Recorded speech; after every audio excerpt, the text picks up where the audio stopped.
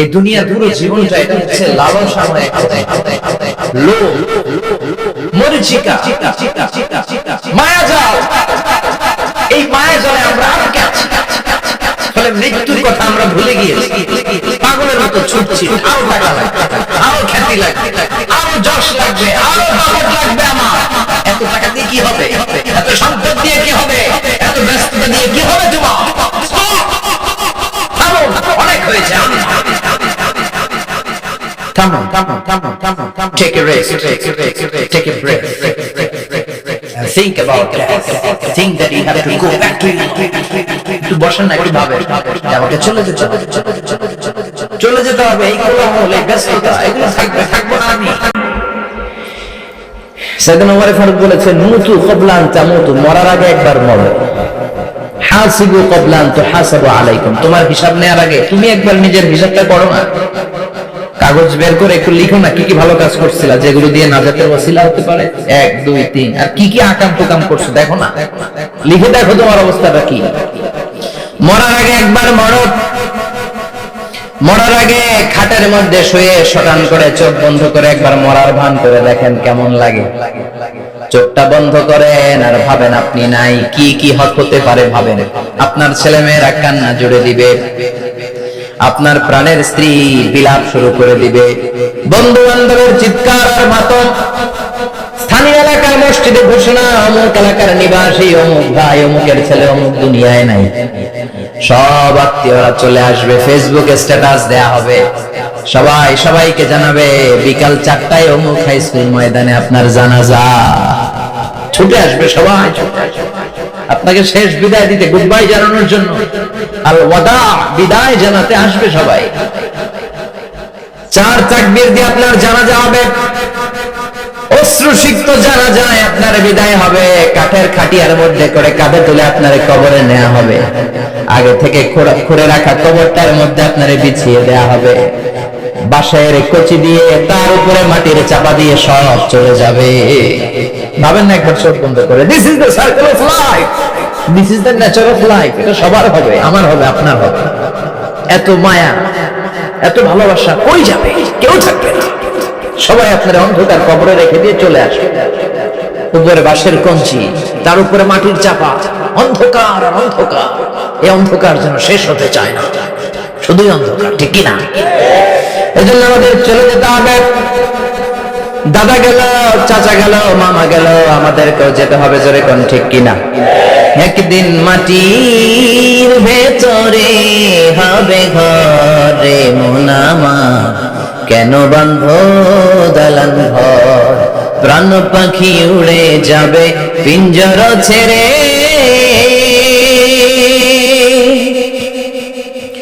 ধরা ধামে সবই রবে, তুমি যাবে চলে।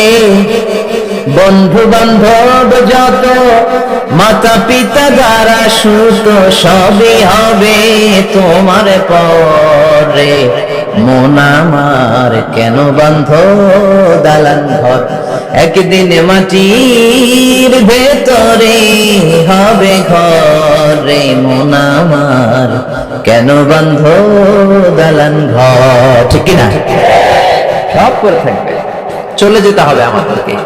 এজন্য আখিরাতের কথা যেন আমাদের স্মরণ হয়। বিষ্ণু বলতেন, নাহাইতু আন জিয়ারাতিল কবুর, আমি তোমাদেরকে কবর জিয়ারত করতে আগে নিষেধ করতাম, কিন্তু এখন নিষেধাজ্ঞা প্রত্যাহার করে নিলাম। এখন সব সময় তোমরা কবরের সামনে যাবা আর জিয়ারত করবা। কবরস্থানে জানতো বড় কৃষ্ণপুরের এই গ্রামের কবরস্থান আছে কোন দিকে? পূর্ব দিকে আছে, গোফার জলের দিকে। জান আপনারা? একটু যাবেন, একটু গেলে আখিরাতের কথাটা স্মরণ হবে। ওখানে ছোট শিশুরা শুয়ে আছে, কিশোর যুবকরা আছে, আপনার মতো তাগড়া যুবক মুরব্বীরা আছে। এরা এই এলাকায় থাকতো, এরা আকাশ থেকে নেমে আসে না, এই এলাকার সন্তান আজ নাই। একটা সার্টেন পিরিয়ড শেষে আপনিও থাকবেন। This is the nature of life, this is the circle of life. ছোট্ট শিশু হয়ে এসেছিলেন, শৈশব, কৈশোর, যৌবন, প্রৌঢ়ত্ব। আগে ছিলেন সিঙ্গেল, বিয়ে করে হয়ে গেলেন ডবল। এরপরে আল্লাহ আপনাকে একটা মেয়ে দিল, এরপরে মেয়েকে বিয়ে দিয়ে শ্বশুর হলেন, এরপরে ওই মেয়ের ঘরে সন্তান হতে নানা হলেন। আর কতদিন? অনেক দিন হলো তো, অনেক লম্বা সময় পেয়েছেন আপনি। Think about that. এবার যাওয়ার কথা ভাবেন। আখিরাতের সামানের কথা ভাবেন, ফিরে যেতে হবে।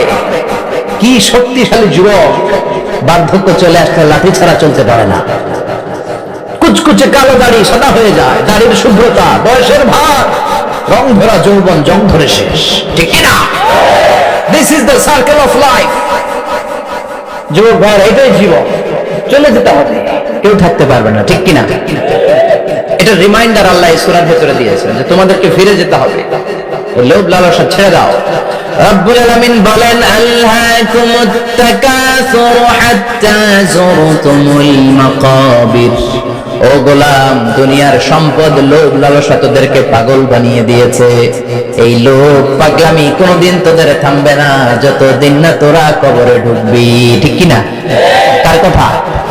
আল্লাহ বললেন, দুনিয়ার সম্পদ আর লোভ আর মোহে তোমরা গাফিল হয়ে গিয়েছো। আখিরাতের কথা বেমালুম তোমরা ভুলে গিয়েছো, কিন্তু আখিরাতে তোমাদের যেতেই হবে, কবরের বাড়িতে তোমাদের ঢুকতেই হবে, ঠিক কিনা? যেতেই হবে, আমরা ভুলে যাই। আলহাকুমুত তাকাসুর, অতিরিক্ত পাওয়ার লোভ, বেশি বেশি খাওয়ার লোভ, বেশি বেশি জমানোর লোভ মানুষকে গাফিল বানিয়ে দিয়েছে। এটা মানুষের স্বভাব, আরো চাই আরো চাই, এই স্বভাবটা আছে না নাই? দেখবেন ছোট বাচ্চারা মসজিদের দোয়া অনুষ্ঠান শেষে জিলাপি দেয় না? বড় কৃষ্ণপুর কি দেয়? আগে বাতাসা দিত না, এখন কি দেয়? জিলাপি দেয়, মিষ্টি দেয়। তো মসজিদের 2-3 গেট থেকে যদি দেয়, ছোট বাচ্চারা দেখবেন এদিক দিয়ে কয়েকটা নেয়, নিয়ে আবার ওই গেটে লাইন ধরে। ওর হাত হলো ছোট হাত, ওর হাত ভর্তি জিলাপি, আর নেওয়ার জায়গা নেই, এরপর আরেক জায়গায় লাইন ধরছে, আরো লাগবে, আরো লাগবে, এই আরো আরো আরো চাই। এই স্বভাবটাই মানুষকে কুড়ে কুড়ে শেষ করে দিয়েছে। এত লাগবে কেন? তুমি চাহিদার কোনো শেষ নাই, unlimited demand of human being. যার আছে বেশি তার চাই বেশি, যার সাইকেল আছে তার হোন্ডা চাই, হোন্ডা আছে তো প্রাইভেট কার চাই, প্রাইভেট কার আছে তো প্লেন চাই, প্লেন আছে তো হেলিকপ্টার চাই, হেলিকপ্টার আছে তো ওইটা চাই, ওইটা আছে তো সেটা চাই, ঠিক কিনা? এলাকার মেম্বার যে হয়েছে চেয়ারম্যান হতে চায়, আছে না নাই? চেয়ারম্যান সাহেব এমপি হতে চায়, আছে না নাই? এমপি সাহেব মন্ত্রী হতে চায়, আছে না নাই? মন্ত্রী সাহেব প্রধানমন্ত্রী হতে চায়, আছে না নাই? কিন্তু এই দেশে সুযোগ নাই। কথা কন, এই দেশে প্রধানমন্ত্রী সিলেক্টেড, 2-3 জনের বাইরে কেউ প্রধানমন্ত্রী হতে পারবি না, ঠিক কিনা? আমার এই জীবনে তো আমি 2-3 জনকে দেখলাম। বেগম খালেদা জিয়া, মাননীয় প্রধানমন্ত্রী শেখ হাসিনা, ছোট্টবেলা দেখেছি এর সাথে, আমরা তখন ছোট। তো মানুষের চাহিদার কোনো শেষ নাই, যার আছে বেশি তার চাই বেশি। এজন্য বিষ্ণু বলেছেন, উনজুরু ইলা মান হুয়া আসফালা মিন, তোমার চেয়ে যে খারাপ আছে ওর দিকে তাকাও। ওয়ালা তানজুর মান হুয়া আ'লা মিন, তোমার চেয়ে যে ভালো আছে ওর দিকে তাকাও না, তোমার চেয়ে যে খারাপ অবস্থানে আছে ওর দিকে তাকাও। অনেকে নিজের অবস্থান নিয়ে সুখী না, এরকম আছে না নাই? আল্লাহ আমার এটা দিল না রে, ওইটা দিল না রে, পাইলাম না রে, কিচ্ছু হয় না, কি করবো জীবনে, হতাশ। আসলে আছে কিন্তু অনেক, কিন্তু শুকরিয়া নাই, টাকা, ঠিক কিনা? নিজের অবস্থান নিয়ে সুখী না, কিন্তু অনেক লোক আছে তারা আপনার অবস্থানে পৌঁছতে চায়। তাদের দিকে তাকিয়ে দেখেন, আপনি যে অবস্থানে আছেন এই অবস্থানে পৌঁছাটা অনেকের কাছে স্বপ্ন। তারা প্রতিনিয়ত সংগ্রাম আর স্ট্রাগল করে যাচ্ছে আপনার অবস্থানে পৌঁছতে, আর আপনি এটা নিয়ে সন্তুষ্ট না। শেখ সাদির নাম শুনেছেন? বালাগাল উলা কাশাফাত দুজা, এই কবিতাটার রচয়িতা ইরানের বিখ্যাত এক কবি। উনি একবার আর্থিক সমস্যার মধ্যে দিয়ে সময় কাটাচ্ছেন, টাকা নাই, পয়সা নাই, পায়ে দেওয়ার মতো জুতা নাই। উনি খুব দুঃখ পেলেন, হায় রে, আমি ইরানের এত বড় কবি, আমার পায়ে দেওয়ার মতো জুতা নাই। দুঃখ ভরা মন নিয়ে রাস্তায় হাঁটতে বেরোলেন। হাঁটতে হাঁটতে হঠাৎ দেখলেন একটা লোক শুয়ে শুয়ে কাঁদছে, ওই লোকটার 2টা পাই নাই, পাই নাই। উনি সেজদায় পড়ে গেলেন, আল্লাহর কাছে ক্ষমা চাইলেন, আল্লাহ অনেক দিয়েছো, শুকর আলহামদুলিল্লাহ। এজন্য যেই পরিস্থিতিতেই থাকি না কেন আমরা কি করব? জোরে বলেন, কি করব? এজন্য কানাআতু মিনাল ইসলাম, অল্পে তুষ্ট থাকার নাম হলো ইসলাম। সম্পদ লাগবে কিন্তু সম্পদের পাহাড় লাগবে না, ঠিক কিনা? অল্প খান, অল্প পড়েন, অল্প জামান, অল্পের ভেতরে বরকত ঢুকায়া দিছে কে? দেখবেন যাদের সম্পদ অল্প তারা সুখী বেশি, জরিপে এটা দেখা গিয়েছে, অনেক সার্ভেতে এটা এসেছে, যারা সম্পদশালী এরা দুঃখী বেশি, এদের দুঃখ বেশি, টেনশন বেশি। খুব স্বাভাবিক, টাকা যার বেশি রোগ তার বেশি, টাকা যার বেশি টেনশন তার বেশি, টাকা যার বেশি ঘরে শান্তি তার কম। আছে না নাই? ঘরের ভিতরে অশান্তি, ছেলে কথা শোনে না, ছেলে টানে গাঞ্জা, মেয়ে করে পরকিয়া। আছে না নাই? স্ত্রী কথা শুনে না, ভালোবাসা নাই, ঘরটা জাহান্নামের টুকরা। রোগ বালাই, এক একটা হসপিটাল বিল পরিশোধ করতে মাসে 5 লাখ 10 লাখ। আছে না নাই? কিছু খেতে পারে না, ডাক্তার একেবারে ডায়েট মেনু বেঁধে দিয়েছে। ডায়েট, ভেরি ডায়েট মেনু, এটা এটা এটা এটা কিছুই খাবেন না, শুধু গরু খাবেন না, খাসি খাবেন না, চিংড়ি খাবেন না, খালি ঘাস খাবেন। ইচ্ছে মতো ঘাস খাবেন, মানে ঘাস জাতীয় যত আইটেম আছে সব খাবেন, শাক খাবেন, সবজি খাবেন, সালাদ খাবেন, গরু, চিংড়ি, মুরগি, গোশত, ইলিশ কিছু খেতে পারেন। তাহলে রোগ বেশি, খাওয়ার মজা নাই, ঘরে সাংসারিক শান্তি নাই, খালি ব্যারাম আর ব্যারাম। ঠিক কিনা? কিন্তু সম্পদের পাহাড় গড়েছে। আর অল্প যারা খায়, অল্প পড়ে, রিক্সাওয়ালা, কুলিওয়ালা, অল্প বেতনের চাকরি, কিন্তু হক হালালি মেনে চলে, দেখবেন শান্তি আছে অনেক। হ্যাঁ, বাসা ভাড়া দেয়, ফ্যামিলি চালায়, বাচ্চাদের স্কুল বিল, এরপরও মাস শেষে 1-2 হাজার টাকা হাতে থেকে যায়। আর প্রতি মাসে 10 কোটি টাকা ইনকাম, তারপরও ব্যাংকের ঋণ আছে না নাই?